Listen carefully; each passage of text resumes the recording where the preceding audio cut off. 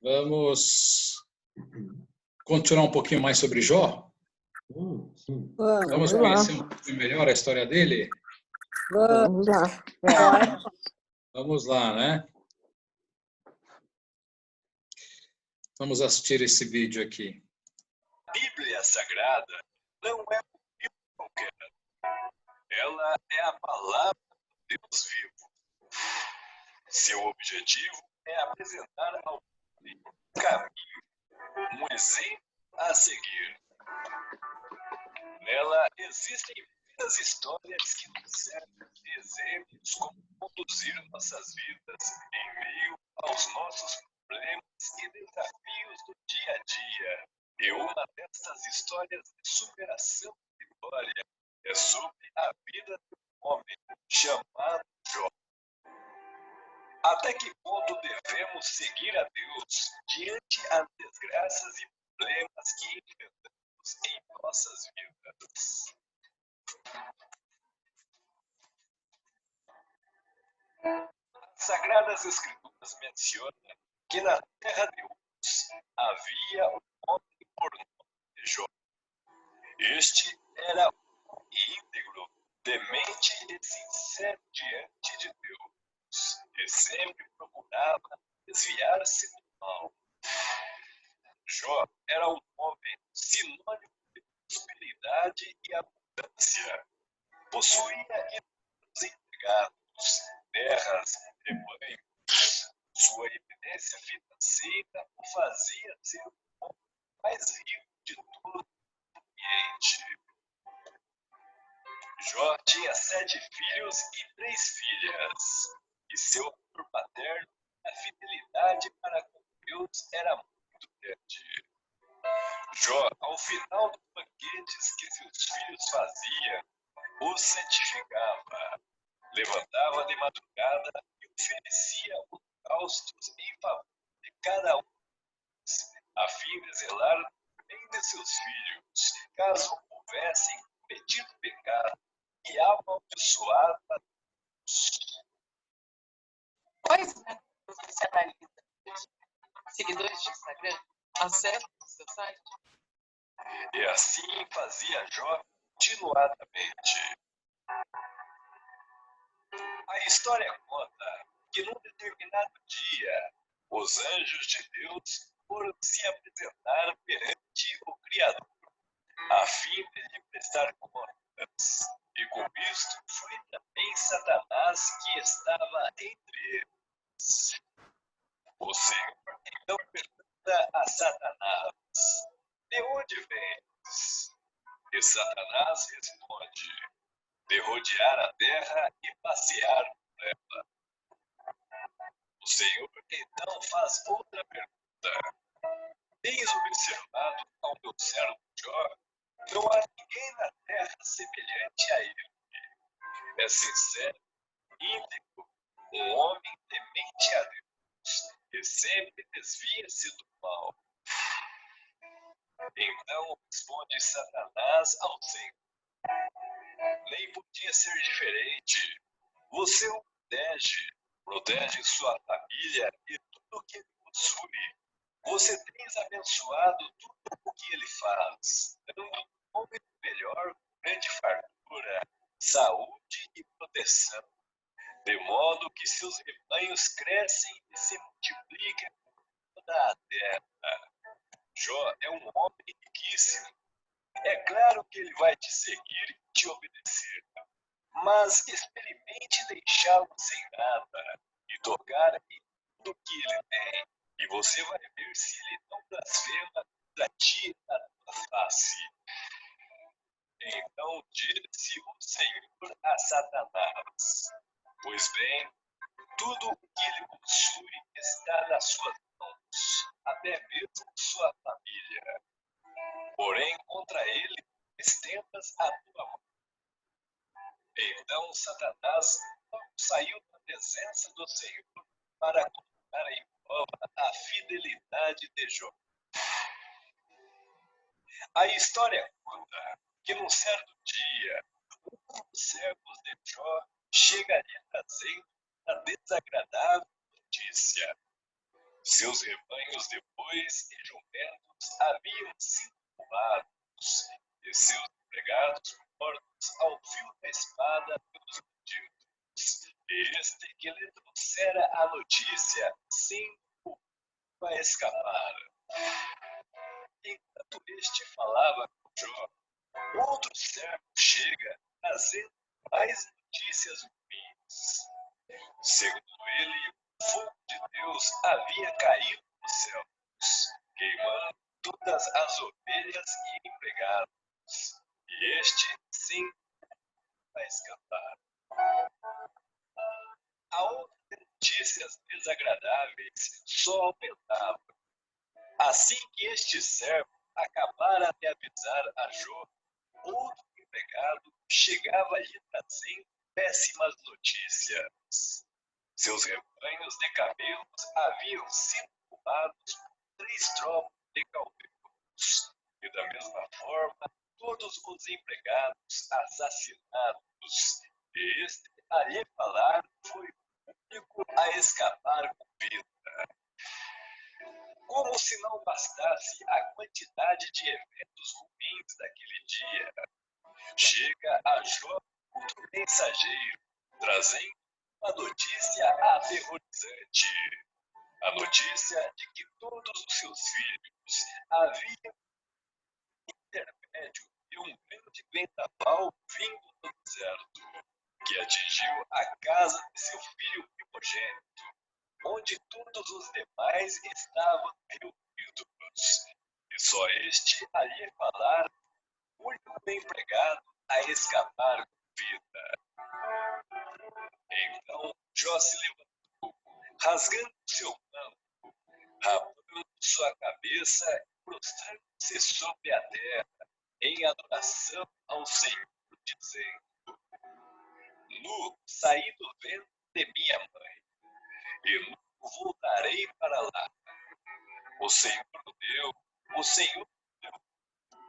Louvado seja o nome do Senhor. Com todas estas terríveis provações, Jó, de forma alguma, pecou contra Deus, nem lhe atribuiu falta alguma. A Bíblia diz que em outro determinado dia, os anjos de Deus novamente foram se apresentar ao Senhor, e Satanás mais uma vez estava entre eles. Então o Senhor diz a Satanás: De onde vens? Satanás respondendo diz: De rodear a terra e passear por ela. Depois de um dia cheio de trabalho, vá ao mercado. Procure uma vaga para. O Senhor novamente faz a pergunta a Satanás: Observaste tu o servo Jó? Não há ninguém na terra igual a ele. Homem íntegro, sincero, temente a Deus, e sempre desvia-se do mal. E mesmo sendo testado por ti sem motivo, e ensinando-te contra ele, Jó ainda retém a sua sinceridade. Então respondeu Satanás: Pele por pele, e tudo quanto o homem tem dará pela sua vida. Experimente tocar diretamente nele, ferindo sua carne e ossos, tirando sua saúde, para ver se ele não blasfema contra ti na tua face. Então o Senhor diz a Satanás: Pois bem, Jó está nas suas mãos, só não tire a vida dele. Satanás então retirou-se da presença do Senhor e logo se pôs a atacar Jó. A história conta que Satanás feriu a Jó de úlceras malignas, feridas terríveis, desde a sola dos pés até o alto da cabeça. Então Jó tomou buraco de telhas para se coçar e assentou-se sobre as cintas, porque a agonia era muito grande. A mulher de Jó, revoltada vendo aquela terrível situação, lhe diz: ainda mantenha sua sinceridade em Deus. Amaldiçoa a Deus e morra. Então Jó lhe responde: você fala como uma louca. Receberemos do Senhor o bem, e por que não receberíamos o mal? Em meio a tanta dor e sofrimento, Jó reteve sua sinceridade diante de Deus. E em tudo, Jó não pecou, nem mesmo ousou ferir palavra alguma contra Deus. Conta a história que 3 amigos de Jó, Elifaz, Bildade e Zofar, saem cada um de sua região para se encontrarem e juntos irem para outros visitá-lo, a fim de mostrar-lhe solidariedade e consolá-lo. Quando estes avistam Jó à distância, mal podem reconhecê-lo e começam a chorar em alta voz. Cada um deles rasga o seu manto e coloca a terra sobre sua cabeça. Tamanha é a desgraça na vida de Jó. E assentando com Jó, estes ficaram 7 dias e 7 noites, e nenhum lhe dizia palavra alguma, porque via que a dor, o sofrimento de Jó era muito grande. Depois disso, Jó abriu a boca, amaldiçoou o dia de seu nascimento, dizendo: mereça o dia em que eu nasci, e a noite em que se disse foi concebido um homem. Jó então desabafa, mostrando sua indignação, raiva, angústia, e chega a mirar a blasfêmia, porém não o faz. O discurso de Jó são ortodoxos, afronta ideias fixas contra os princípios básicos do relacionamento entre a humanidade e Deus, conforme a sabedoria vigente.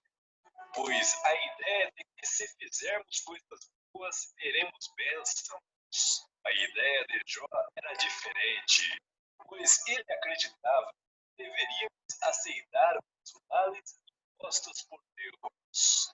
E os amigos de Jó, defensores desses princípios, não suportam as suas palavras, abrem a boca e se perdem em discursos. Os amigos de Jó tentaram confortá-lo, porém acabaram de aumentar ainda mais o seu sofrimento, causando maiores aflições. Estes acusaram falsamente Jó de ser um terrível pecador e que seu sofrimento seria um castigo divino merecido. Elifaz, um dos amigos, afirmou: todos os dias o perverso é atormentado. Os demais criticaram Jó por não confessar seus pecados, que ele não tinha cometido.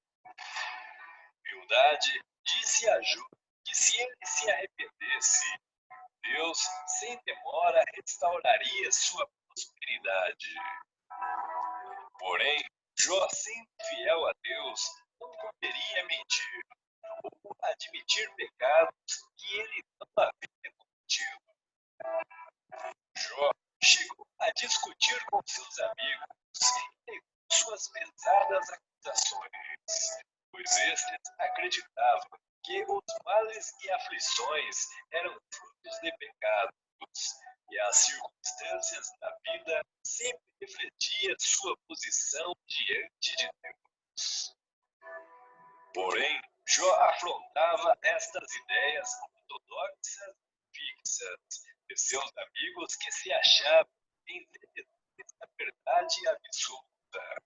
e que até hoje estas ideias persistem na boca de muitos falsos mestres. A equivocada ensina que pessoas más sofrem e pessoas que servem a Deus param de sofrer, o que nem sempre é a verdade, conforme expressava Jó. A atitude de Jó contrariava as ideias não só de seus amigos, mas também de Satanás, pois este acredita que a honra e a adoração a Deus é condicionada se o homem receber algo em troca. E as atitudes de Jó eram contrárias à equação. E muitos caem nesta armadilha, acreditando da mesma forma que Satanás, e ensina doutrinas carnais entre os homens, de que devemos servir a Deus por motivos interesseiros, tais como prosperidade, riqueza e saúde, sendo que, na verdade, devemos seguir e adorar a Deus, que Ele é Deus, que merece toda a glória, independente de recebermos algo em troca. A história conta que, ao longo do tempo, Deus começou a repreender os amigos de Jó com os eventos que foram acontecendo. E, num determinado momento, após Deus falar com Jó, ele diz para Elifaz: eu estou indignado com você e com seus dois amigos, pois vocês não falaram o que é certo a meu respeito, como fez meu servo Jó.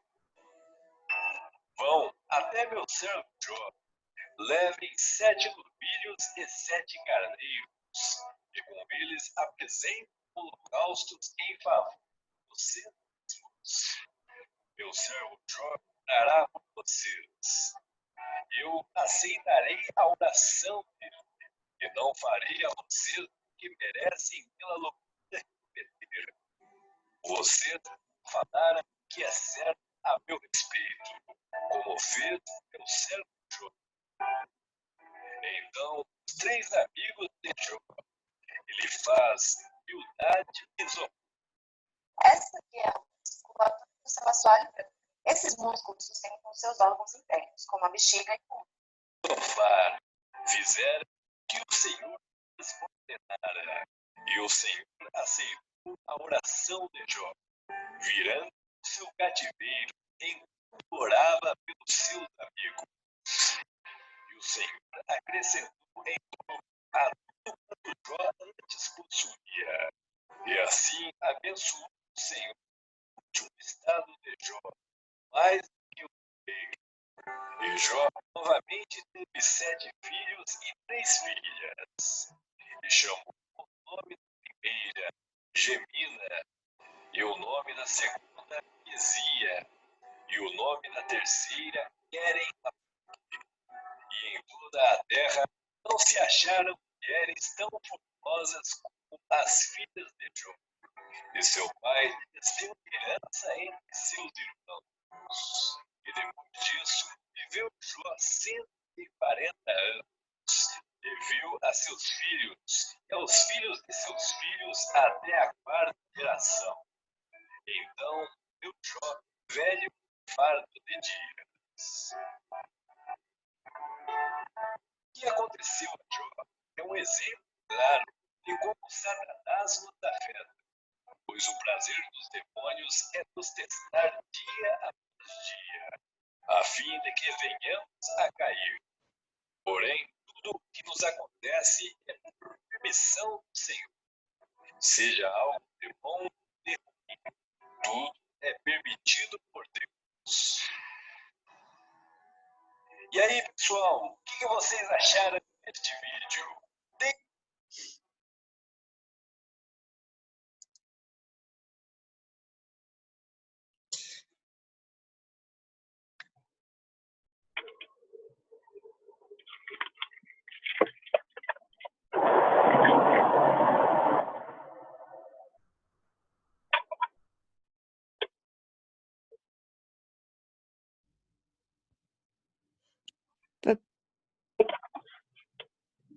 Padre Paulo, você está no mudo.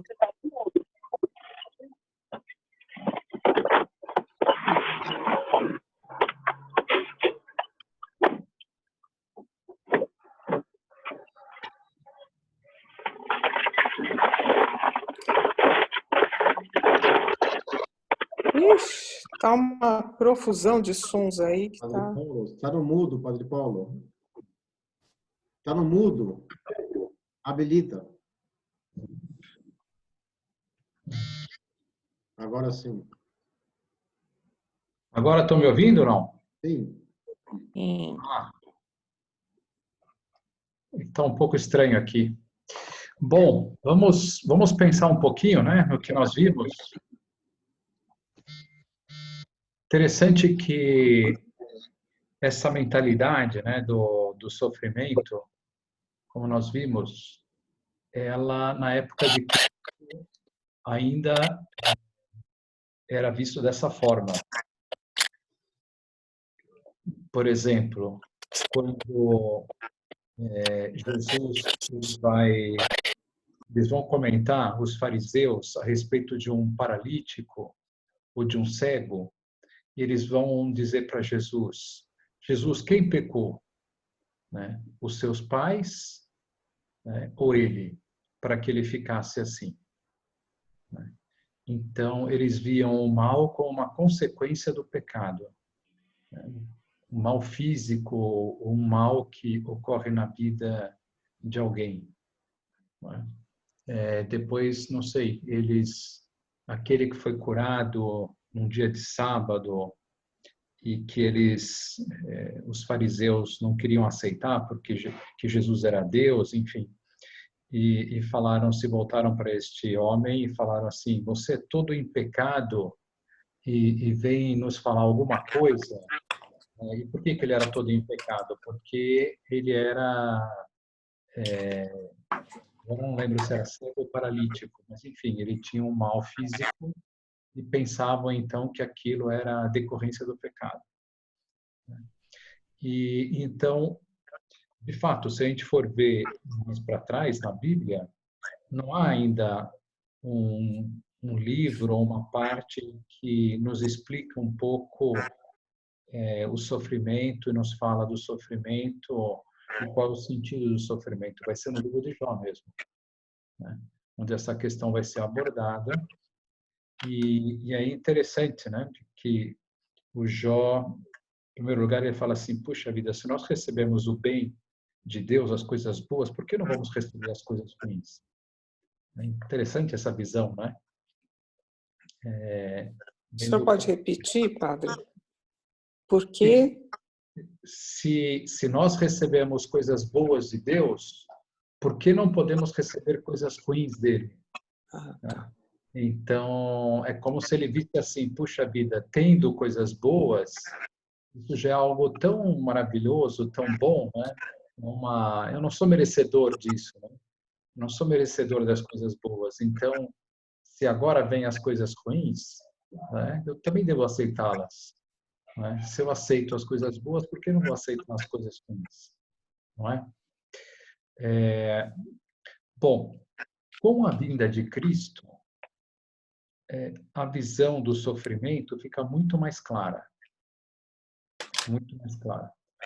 Não há dúvida que é um mistério, nós não conseguimos penetrar em todo o sentido do sofrimento, mas nós temos luzes que nos ajudam a entender bastante o motivo do sofrimento. E o principal motivo do sofrimento, de fato, é o pecado. É o pecado. A decorrência do pecado. Se Adão e Eva não tivessem pecado, não haveria sofrimento na terra, como não haverá no céu. No céu não haverá sofrimento. E por que ocorre aqui o sofrimento? Porque o principal motivo dele é a purificação do nosso coração, dos nossos pecados, né, cometidos na nossa vida.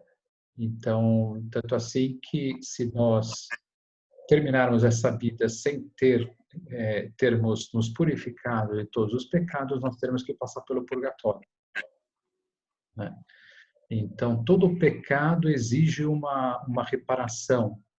Todo pecado, a gente fala assim, que tem duas vertentes, a culpa e a pena. A culpa e a pena. Para entender isso, basta pensar nos garotos que estão jogando bola na rua e um deles dá um chute mais forte e vai parar numa janela que a quebra da vizinha, né? E aí ele vai lá pedir desculpas para a vizinha de ter quebrado aquela janela. E o que a vizinha lhe diz? Eu te desculpo, mas você vai ter que pagar a janela. Então, a culpa e a pena, né? Ou seja, sempre o pecado provoca um mal. E esse mal precisa ser reparado. Não só tem a culpa do pecado, mas o mal que esse pecado provoca em nós e no próximo, no mundo, não é? Então, todo pecado, ele precisa de reparação. Por isso que a visão que nós temos, a Igreja Católica, é que nós temos que ter um espírito de penitência. E a Quaresma, ela nos ajuda a viver esse espírito de penitência de forma assim, totalmente focada nisso, durante esses 40 dias preparatórios para a Páscoa, para que sejam 40 dias de purificação, de penitência, né, de expiação dos nossos pecados. Porém, também, vamos imaginar, Jó não tinha, ele se via assim, né? Como um homem reto, e o próprio Deus lhe disse aos anjos que Jó era um homem reto e íntegro, né? Ou seja, um homem que não tinha pecado, era um homem santo, um homem santo. E por que então o santo sofre? O santo sofre para se unir a Cristo na cruz para a salvação do mundo, para a salvação de todas as almas que estão afastadas de Deus. Então, Deus, ele quer que nós o ajudemos a carregar a cruz, né? São Paulo, ele dizia, completo na minha carne o que falta a paixão de Cristo. Completo na minha carne. A morte de Cristo na cruz é suficiente para apagar os pecados? Muito mais do que o suficiente. Os santos dizem que uma gota de sangue de Cristo já é suficiente para apagar todos os pecados de todos os homens e todos os... Uma gota de sangue de Cristo. Porém, nosso Senhor, ele quer que nós, sabe, um Deus que nos ama tanto, que quer que nós estejamos compartilhando a sua vida integralmente, totalmente. Tanto nas coisas boas como também na cruz que ele carregou, né? Então, ele vai se apoiar em nós. Por exemplo, uma vez nesse livro Ele e Eu, da Gabriele Bossi, Jesus se dirigiu a Gabriele e falou assim, Gabriele, carrega a cruz, porque no céu as pessoas já não podem mais carregar a cruz. Então eu preciso contar com vocês aqui na Terra, para que vocês também a carreguem para oferecer pelos pecadores. Então, no fundo, é o pecado mesmo, né? O pecado é que o mal gera o mal, né? No homem, na humanidade, e isso precisa ser reparado, precisa ser expiado. Então, e também, né, tem outras coisas, né? Não é só isso. Deus, às vezes, ele permite a dor, porque nós precisamos nos converter, que também é fruto do pecado, né? Às vezes é algo que nós ainda não largamos aquele comportamento, nós ainda não colocamos Deus em primeiríssimo lugar na nossa vida, ainda falta dar um passo importante. Enfim, Deus, ele é como se ele pensasse assim, né? Se eu não permitisse a dor, esse meu filho, essa minha filha, não chegaria ao céu. não chegaria ao céu. Então, também essa moça, a Gabriela, ela perguntou uma vez para Jesus: Jesus, por que essa minha amiga está passando por esse sofrimento tão grande? E aí Jesus falou assim: é que este é o melhor caminho para ela. Se houvesse outro caminho, eu faria ela passar por esse caminho. Quer dizer, Deus, ele sofre vendo o nosso sofrimento. Quer dizer, no fundo, ele não queria, não quer isso, né? Ele não quer o sofrimento, não quer a dor, mas às vezes ele se vê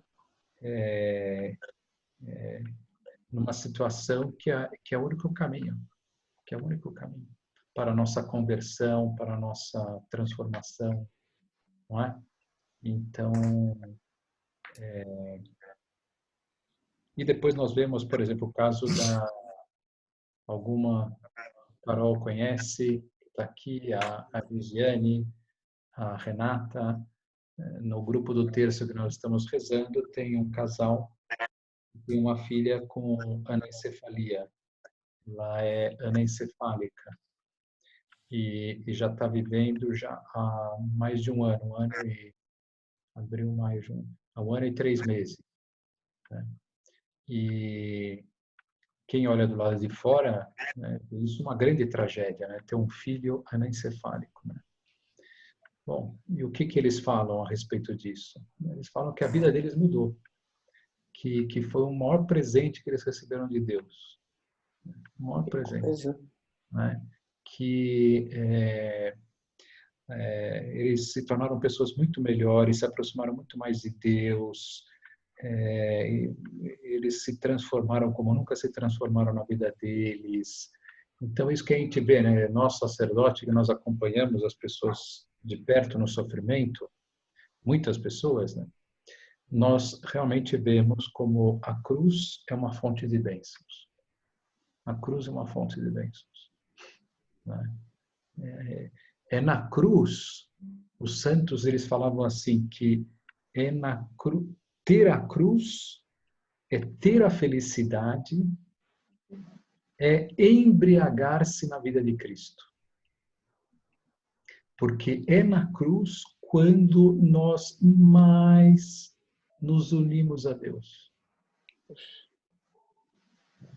Eu posso dizer isso, no meu caso.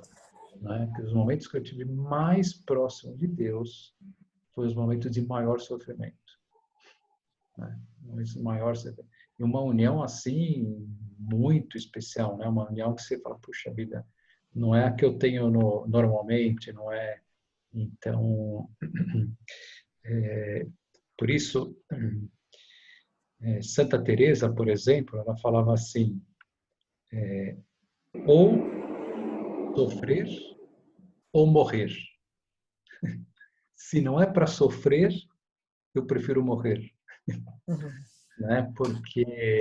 Porque é no sofrimento que eu estou mais unida misticamente a Deus.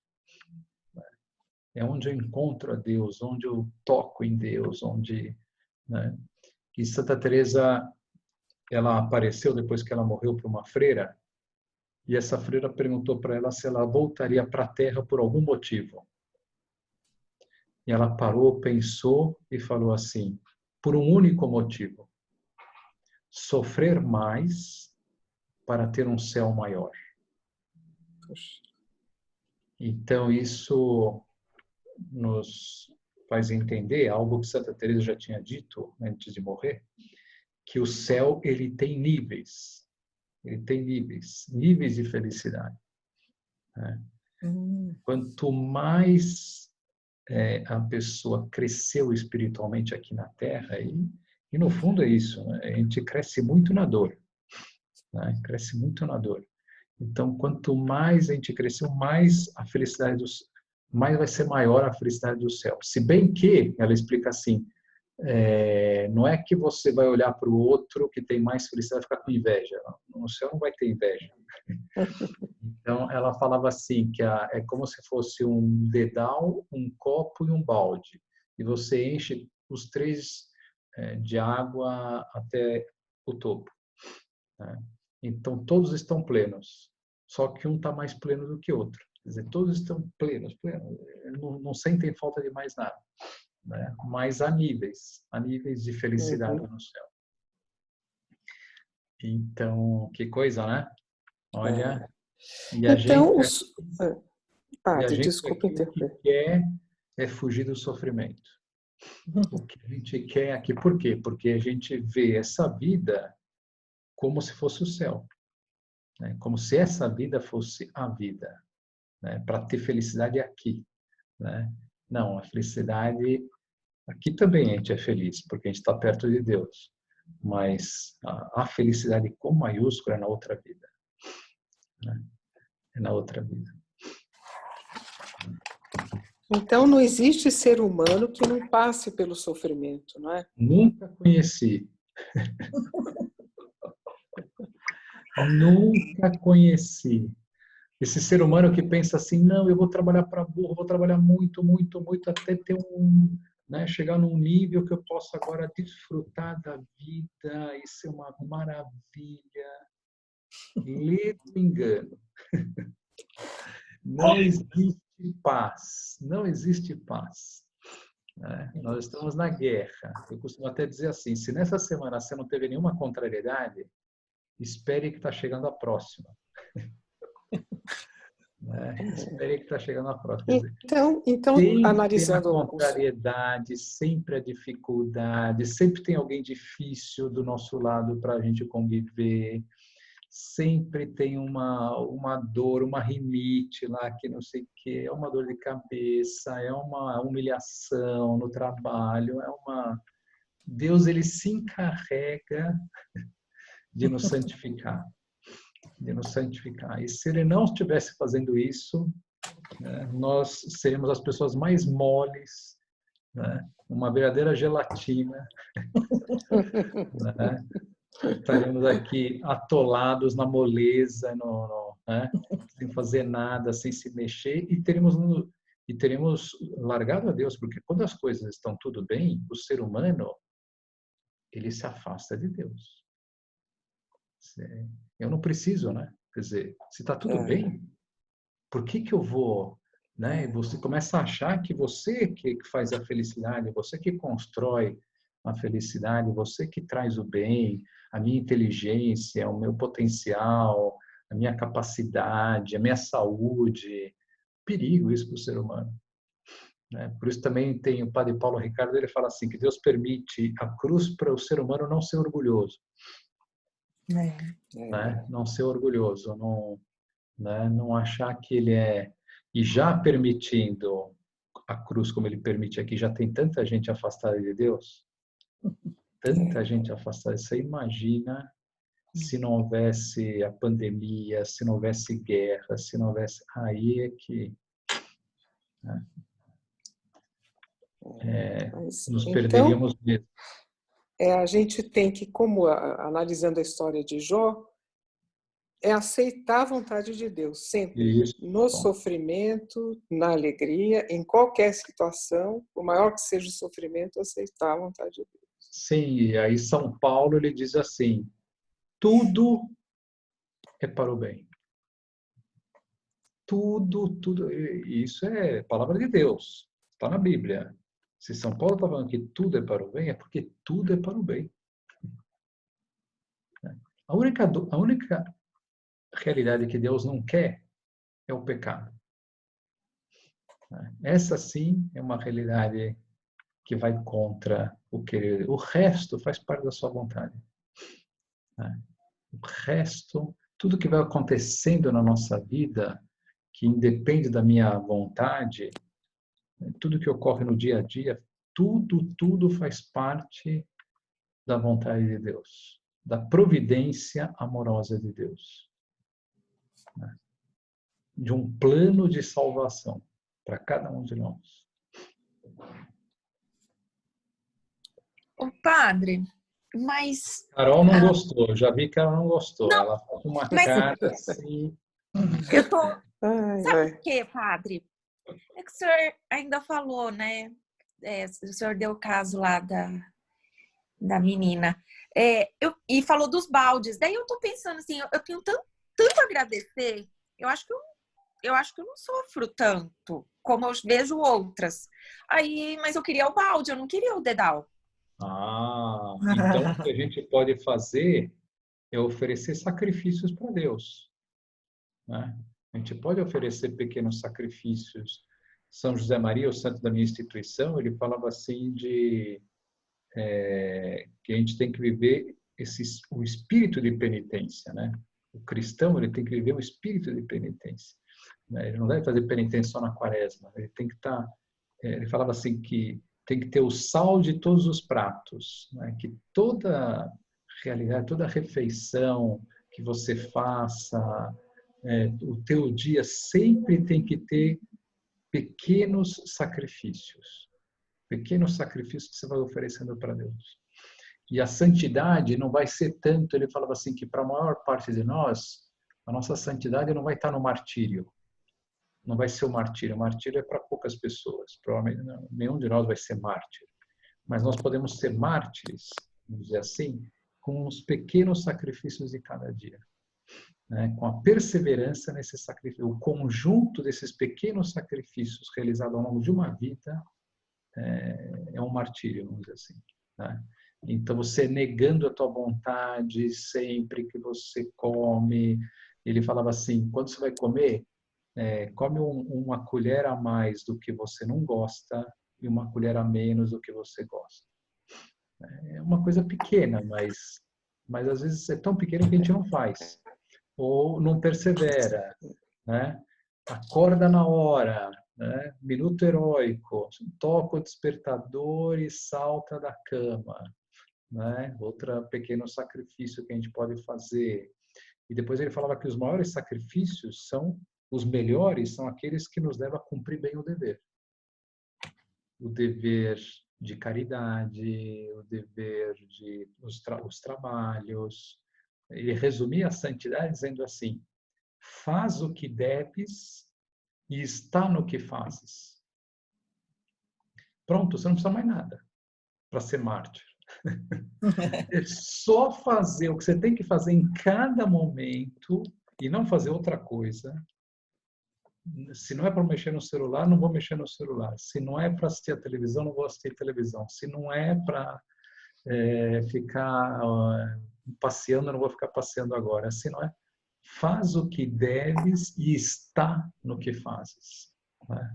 Está ali inteira, toda a tua inteligência, a tua vontade, né? Naquele, puxa vida. E depois a caridade, né? Nossa, para você nunca faltar a caridade com ninguém, nossa, isso exige um sacrifício. Não levantar a voz, não se irritar, não perder a paciência, estar sempre de bom humor, né? Ter carinho com todas as pessoas, manifestações de afeto com todas as pessoas, e ser uma pessoa agradável, extremamente agradável, sempre. Não falar mal de ninguém, não falar mal de ninguém. Isso é difícil. Agora, fora o sofrimento na Terra, padre, a gente ainda tem que passar pelo purgatório. Se você não fez, se você não fez, o que tinha que fazer.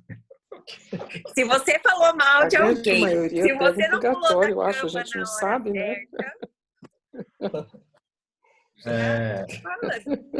Um minutinho no purgatório, você vai estar lá, viu?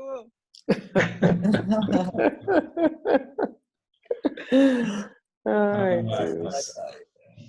Mas tudo é para o bem, é isso aí. Tudo é para o bem. Tudo é para o bem. Deus, ele não erra. Deus não erra. Deus errou com o Jó? Não errou.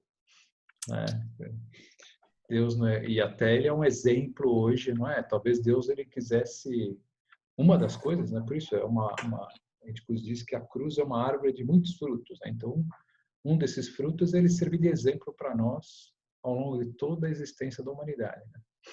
Não é? Ser um exemplo de não ter, né? Era para por muito menos tem pessoas que caem em depressão, que se revoltam, né? Blasfemam e assim vai. É isso mesmo. Dá para entender Não é? muito bem o sentido do sofrimento. Dá para entender. Exatamente. Mas muito bem. Então, ficamos por aqui? Não vou desistir do balde, padre, de qualquer jeito. Opa, vamos atrás, Querer o todos balde. nós. Vamos atrás do balde. Vamos atrás do balde. Esse é Esse é o propósito, né? o propósito, é. Tá bom. Tchau, tchau. Obrigada, padre. Tchau, obrigada. Até amanhã. Obrigada. Obrigada, boa noite. Boa noite. Boa noite a todos.